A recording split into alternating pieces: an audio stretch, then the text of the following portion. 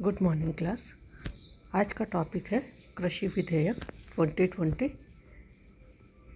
जो 3 कृषि बिल सरकार ने अभी पारित किए थे और जिनको लेकर के आंदोलन चल रहा है, कृषक आंदोलन चल रहा है, उस विधेयक की चर्चा हम आज करेंगे।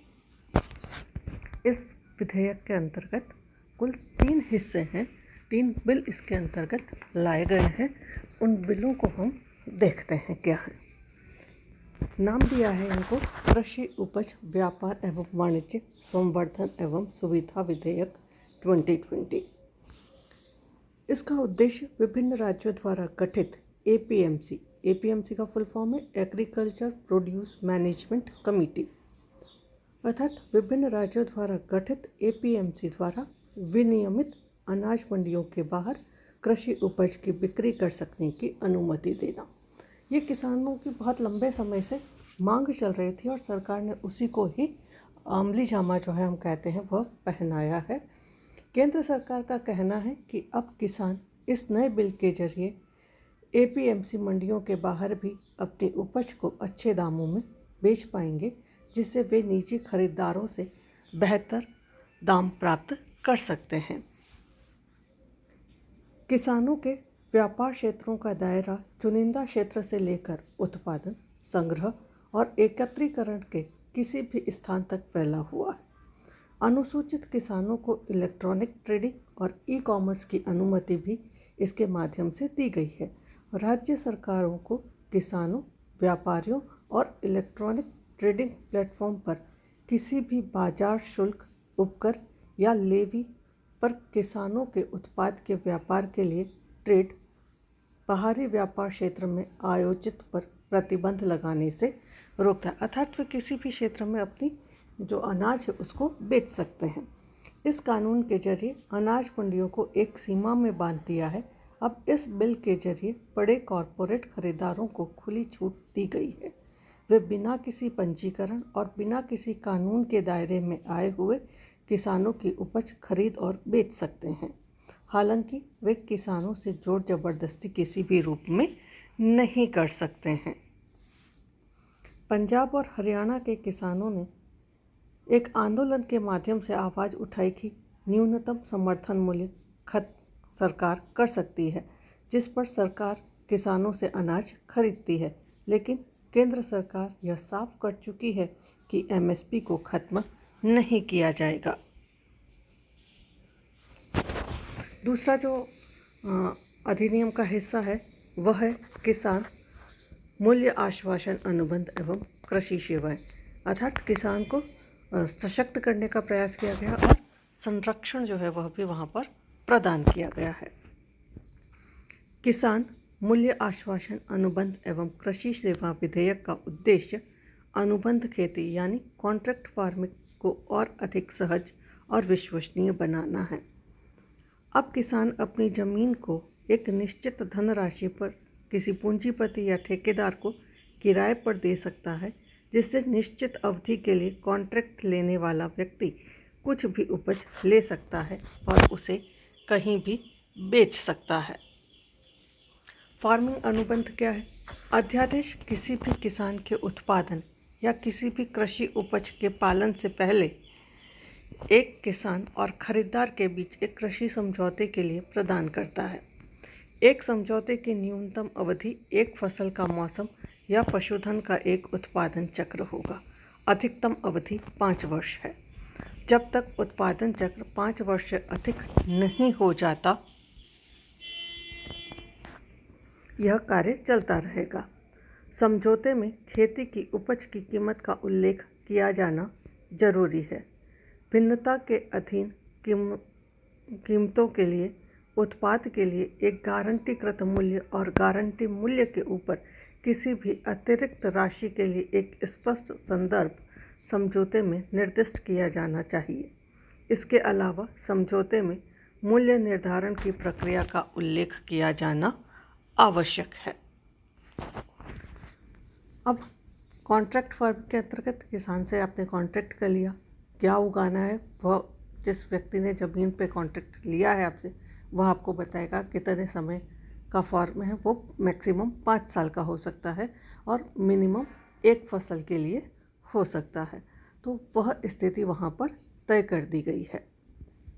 अगर इस स्थिति में किसी प्रकार का कोई विवाद हो जाता है तो उस विवाद को कैसे निपटाया जाएगा उसकी बात यहाँ पर की जा रही है। और कॉन्ट्रैक्ट फार्मिंग में ये भी ध्यान रखने की बात है कि ज़मीन का कॉन्ट्रैक्ट नहीं होगा, केवल फसल का कॉन्ट्रैक्ट ही वहाँ पर किया जाएगा। किसान की ज़मीन खरीदने का अधिकार किसी को भी इस अनुबंध के माध्यम से नहीं दिया गया है। विवाद निपटाना। एक कृषि समझौते को एक सुलह बोर्ड के साथ साथ विवादों के निपटान के लिए एक सुलह प्रक्रिया प्रदान की गई है। बोर्ड को समझौते के लिए पार्टियों को एक निष्पक्ष और संतुलित प्रतिनिधित्व होना चाहिए। सबसे पहले सभी विवादों को बोर्ड को प्रस्ताव के लिए भेजा जाना चाहिए। यदि विवाद 30 दिन के बाद बोर्ड द्वारा अनसुलझे रहते हैं तो पार्टियां संकल्प के लिए उपविभागीय मजिस्ट्रेट से संपर्क कर सकती हैं। मजिस्ट्रेट के निर्णय के खिलाफ पार्टियों को अपीलीय प्राधिकरण के लिए अपील करने का अधिकार होगा। मजिस्ट्रेट और अपीलीय प्राधिकरण दोनों को आवेदन की प्राप्ति के 30 दिनों के भीतर ही विवाद का निपटारा करना आवश्यक होगा। मजिस्ट्रेट या अपीलीय प्राधिकारी समझौते का उल्लंघन करने वाली पार्टी पर कुछ दंड लगा सकते हैं। हालांकि किसी भी बकाया की वसूली के लिए किसान की कृषि भूमि के खिलाफ कोई कार्यवाही नहीं की जा सकती है। इम्प्लीमेंट भी हुआ और लोगों ने इसका फ़ायदा भी उठाया। 30 दिन के अंतर्गत विवाद का निपटारा होना ज़रूरी है और जो निपटारा हुआ है उसके अंतर्गत किसान की भूमि को किसी भी प्रकार का हाथ नहीं लगाया जा सकता, उससे किसी भी प्रकार का बेचान या ट्रांसफ़र या कुछ भी नहीं किया जा सकता है। तीसरा है आवश्यक वस्तु संशोधन विधेयक। यह कृषि कानून अनाज, दालों, आलू, प्याज, खाद्य, तिलहन जैसे खाद्य पदार्थों के उत्पादन, आपूर्ति और वितरण को विनियमित करता है। इस विधेयक के अनुसार अब सरकारी भंडारण के लिए आवश्यक खाद्य वस्तु की सूची से इन खाद्यों को बाहर करने का प्रावधान है। यानी अब सरकार युद्ध व प्राकृतिक आपदा जैसी आपात स्थितियों को छोड़कर अन्य उपयोग के लिए अनाज भंडारण नहीं रखेगी। यानी अब कोई भी अपने पास कितना भी भंडारण रख सकता है। किसान बिल के फायदे। नए कृषि सुधार किसानों से खेती करने वाला किसान अपनी फसल देश में कहीं पर भी बेच सकता है।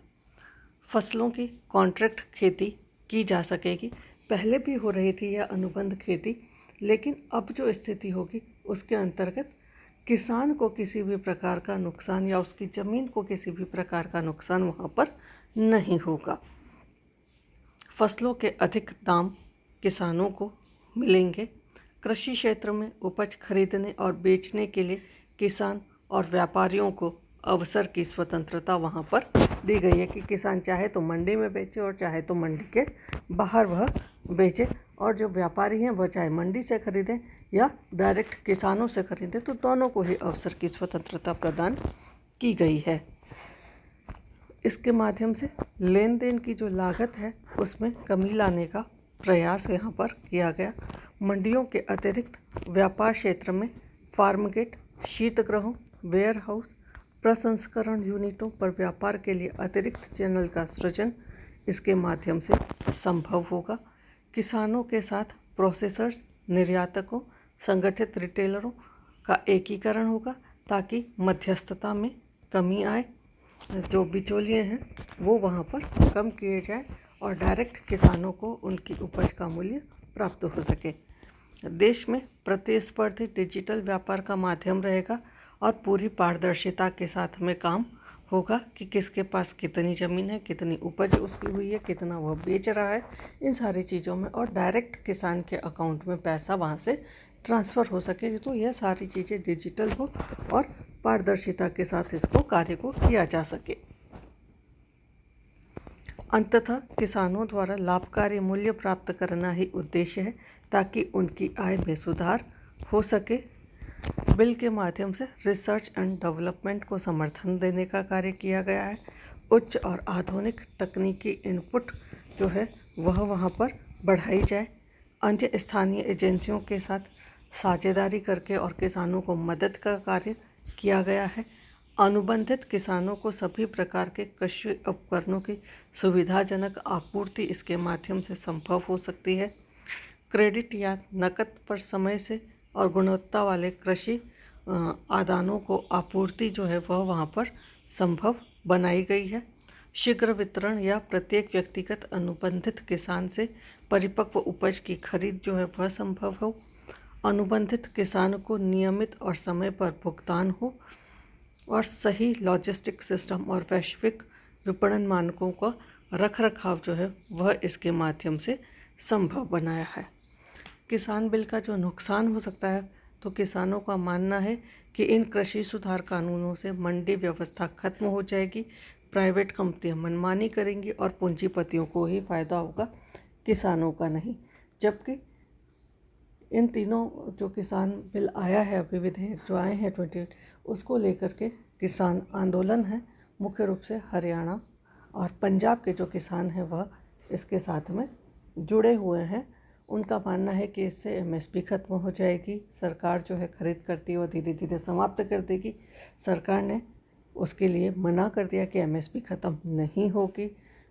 उसके बाद की अगर हम बात करें तो जब ये विधेयक आया था, सरकार ने प्रस्तुत किया था, तब इन लोगों ने इस बिलों का पूर्ण रूप से समर्थन किया था और बहुत लंबे समय से ये डिमांड इनके द्वारा, किसान संगठनों के द्वारा की जा रही थी। और जब सरकार ने इसे प्रस्तुत किया तो इसका समर्थन किया था, लेकिन बाद में ये लोग इसको किसान विरोधी बताकर आंदोलन करने लगे। शुरुआत में आंदोलन जो है उसको बहुत सारे किसान नेताओं ने समर्थन किया, लेकिन 26 जनवरी पर जो किसान आंदोलन ने रूप लिया उसको लेकर के और किसान आंदोलन के जो नेता लोग थे उन्होंने ही मनमुटाव हो गए और अब केवल राकेश टिकैत जो हैं वह इस आंदोलन के साथ में चल रहे हैं और उनके साथ कुछ किसान साथी जो हैं वो वहाँ पर बैठे हुए हैं। धन्यवाद।